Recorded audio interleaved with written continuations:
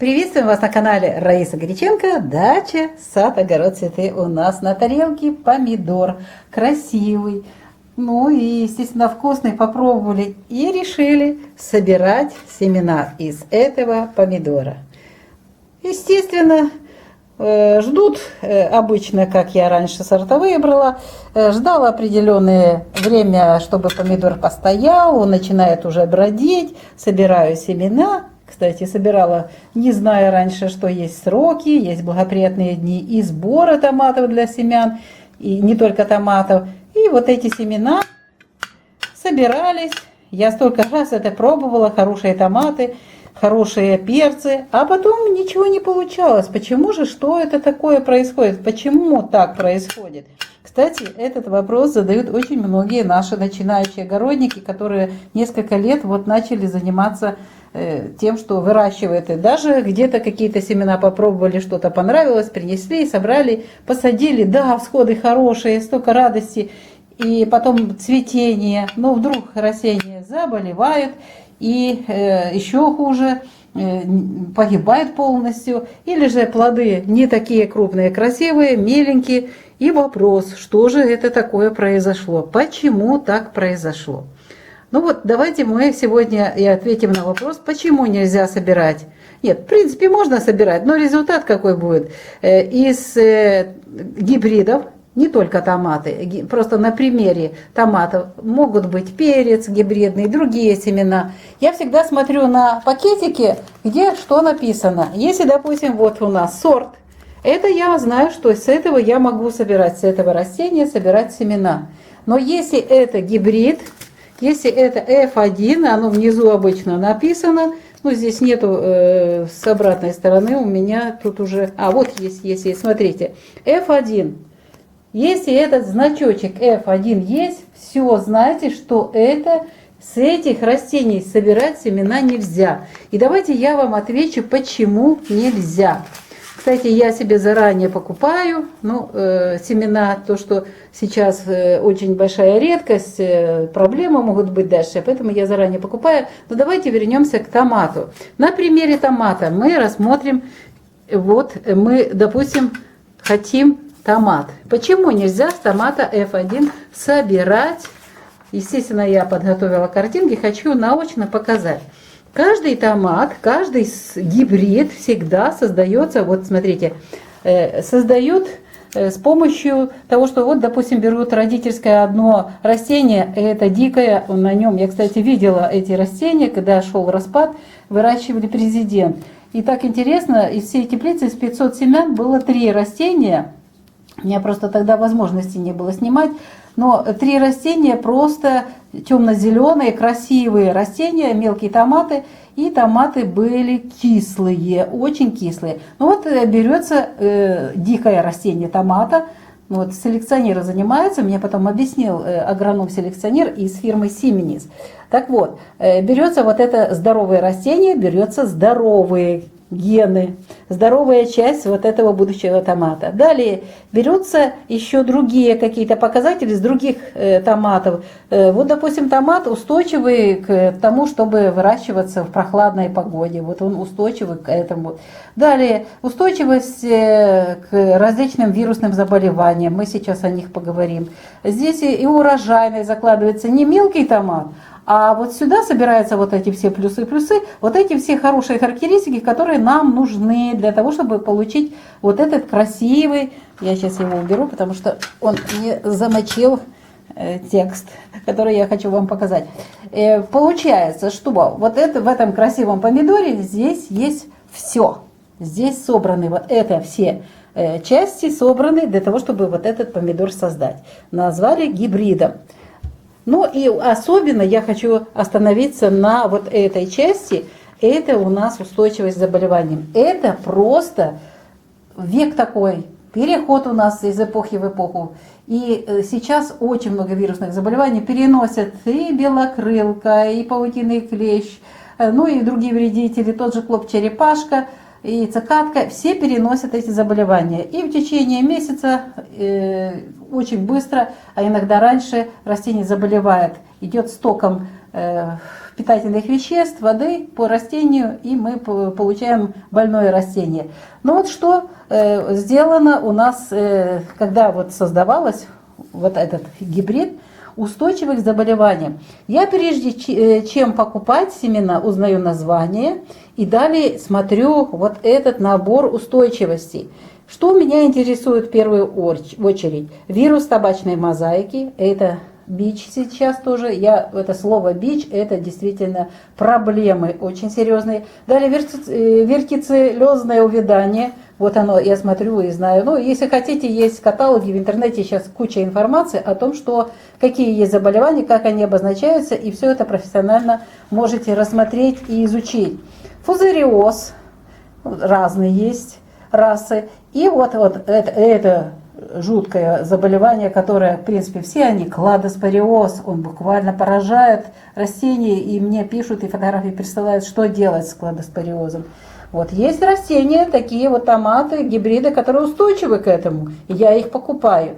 Нематода. И есть другие заболевания, каждый гибрид имеет свои особенности. Просто я несколько выписала, для того, чтобы вот на примере, это помидор, назовем его помидорный, помидор помидорный. Название не буду, потому что у каждого гибрида есть свое название и свои особенности. И еще сюда же закладывается устойчивость к температурным перепадам, жара и холод. Вот это все вместе. Я тут даже пишу кучу точек, потому что селекционеры работают в комплексе, создавая вот этот прекрасный, замечательный, красивый и вкусный гибрид томата. И причем делают это по заказу, специально вот изучают, есть тепличники, есть такие селекционные поля у них, и они вот выполняют заказ на тот цвет томата, размер, форма. Это все закладывается селекционерами, когда вот готовится новый вот этот гибрид. Итак, что теперь мы собрали семена и что мы получили? Вот смотрите, рядышком с этими томатами, которые цвели, мы же, естественно, не один сорт высаживаем, здесь и другие, и сорта, и гибриды. Пчелка садится на цветочек, естественно, опыляет на один, на второй, на третий. И вот таким образом у нас уже что-то новое создается. К селекционерам добавляются новые селекционные характеристики, которые делают пчелки, или же другие какие-то насекомые, которые летают. Их сейчас много. Создается уже новый гибрид. Вот вы собрали эти семена. Вот они на тарелочке, да, собрали, высушили. Казалось бы, в хороший период, кстати, тоже, если не в правильный день, неблагоприятный, тоже можете получить плохое качество семян. И вот приходит время весны, и вы сеете вот эти семена. Я это делала несколько раз. Тоже хотелось быть хитрой, но как же такие деньги платить, каждая семечка дорогая, я лучше вот соберу сама. Ну и что получалось? Я дважды горела вот на этой проблеме, кладоспориоз. Да, F1, F2 типа мы сами сделаем, мы сами ничего не сделаем. Вы даже если в теплице только или в огороде только один сорт посадили, то соседи тоже имеют другие сорта. Плюс еще есть дикорастущие какие-то травы, оттуда чего-то принесется. И вообще получается что-то непонятное. Вот что у меня получалось. У меня получались мелкие томаты, очень кислые, или средние томаты. И очень хорошо вначале шел рост, замечательно, растения такие красивые, я так радовалась. Цветут, завязывают, и вдруг тут фузариоз. Каким-то образом вот это появляется, вот эта неустойчивость. То есть вот здесь устойчиво было, а здесь в семенах, вот когда уже мы собирали, здесь вот эта характеристика ушла. Здесь может уйти характеристика урожайности, какие-то другие характеристики. И вот из этого букета, над которым работали селекционеры, часть уходит, изменяется. Но, естественно, что-то сюда же получается, что что-то святое место пусто не бывает, что-то другое появляется. И вот в результате мы что получаем? Мы получаем вот такие проблемы, растения погибают, болеют, мы расстроены, не получаем урожай. Я ставлю вот такое вот, две красных пасты. Почему? Потому что мы пожалели этих несколько гривен. Затем, кстати, дороже на лечение, а оно не лечится. Растения погибают на химию, Чаще всего химические фунгициды используются, потому что био уже не срабатывает, не может сработать био, особенно только контактные, а если это внутри, нужны уже системники, а системники это фунгициды уже химические. И что делать? А вот теряем сезон, теряем помидоры, и все из-за чего? Из-за того, что мы решили сами создать какой-то новый гибрид, или F2, или F3, F4. Просто это вот приводит к такому печальному вот концу. Поэтому у меня просьба к вам. Снова же, находите, время есть сейчас. Я себе уже закупила Белфорд заранее. Есть огурцы у меня, фенда есть еще и кабачок. Есть еще несколько семян. Естественно, я сейчас уже в августе месяце иду в магазин семенной, и именно профессиональный. У нас есть возможность такая, покупать профессиональный, уже нам отсчитывают с пакета профессионального. И мы себе покупаем, да, это 2, 3, 4, 5 гривен есть одна семечка томата, но я ее посеяла, я получила всходы, и я получила замечательный урожай. Тот урожай, который заложен, был изначально вот в эти томаты, которые вот они у меня вырастают. Вот этот урожай и получу, потому что я покупаю качественные профессиональные семена, в которые вот изначально была заложена вот эта программа. Вот эта программа вся селекционерами. И это профессиональные семена. Если нет таких магазинов, нам просто везет. У нас предприниматели понимают и работают и для дачников, и для огородников, и для фермеров.